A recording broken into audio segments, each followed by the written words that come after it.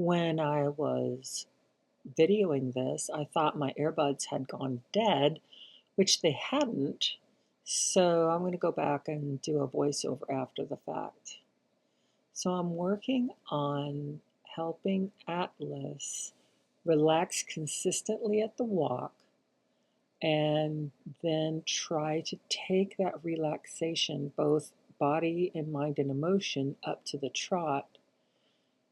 Interestingly enough, I would ask him to trot, and he would trot just a few steps.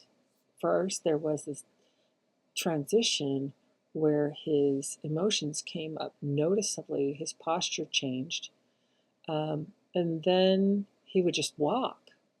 It was puzzling to me because he's clearly trotted for long, long periods of time, and even his owner had relayed to me that sometimes he would get frustrated if he couldn't go faster. So this is a clear departure from that. So what's going on? I do think part of it is that the environment is different. He's not really used to being indoors. Um, and I am really trying to talk him into, let's, keep this on an even keel. Here, I wanted to see what would happen if I asked him for some shoulder in, which he has been introduced to, and a lot is going on there. So, yes, I want shoulder in and travers to be part of his program, but there's a lot of, stuff happening here emotionally. I'm not really pulling on him, and I'm writing with a high hand, so I'm not pulling on his tongue or trapping his tongue. Um, and yet he's still kind of a little put off by this idea of let's move the body around. So I'm gonna hang in there with it a little bit, and that's better. That's better. And you can see that my contact is not strong there.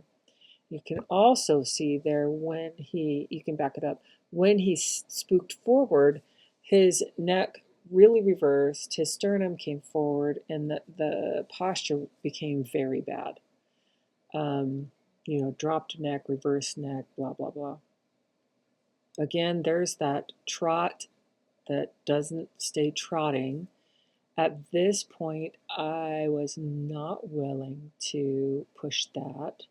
There, I'm working on maybe a counterbend turn to see if I can loosen up the shoulders a little bit, and I get kind of the same result, which is, kind of puzzling. He's willing to stretch out the neck, which is great. He's not super consistent. He still has some emotion showing through his contact through the mouth, even when I give him the reins. So there's still a lot going on. And I mean, asking him to trot and that much posture change was a lot. He just blew his nose there, and there were a couple of other times when he blew his nose too. So he is, trying to understand what I would like him to do. It's just a struggle for him. So I have to give him the benefit of the doubt, try to take it as he can tolerate it, and see if I can say, oh, see oh, that's relaxing. Oh, look at that. And then I think I'm going to try to ask him to trot again. Yeah. And again, he comes up above the contact and then doesn't want to trot. So, very interesting. At this point, and that's a lot of emotion being asked to trot right there. At this point, observation. I just need to observe, see if I can see patterns. And there he looks at my foot like he's not comfortable. So it's all quite the puzzle. And when we're working on this type of stuff, it is puzzling and a puzzle to put together. I keep trying, which I think is a kind of this dovetailing idea of extend the neck, relax, and let's try to trot.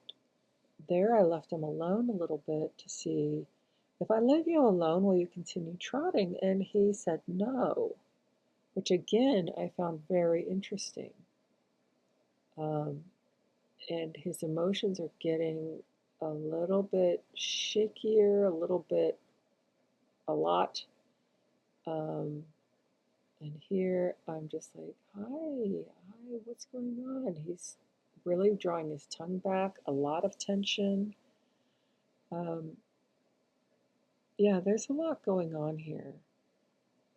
And I find it fascinating to try to step in and listen to horses and listen to the way they communicate, which is,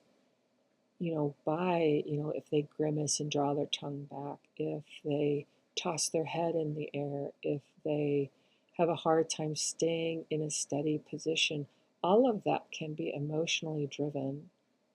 And when it's emotionally driven, that it connects to physical and mental. They are, as we are, you know, complex beings, and we can't just say, this is the way it should be, you should be fine.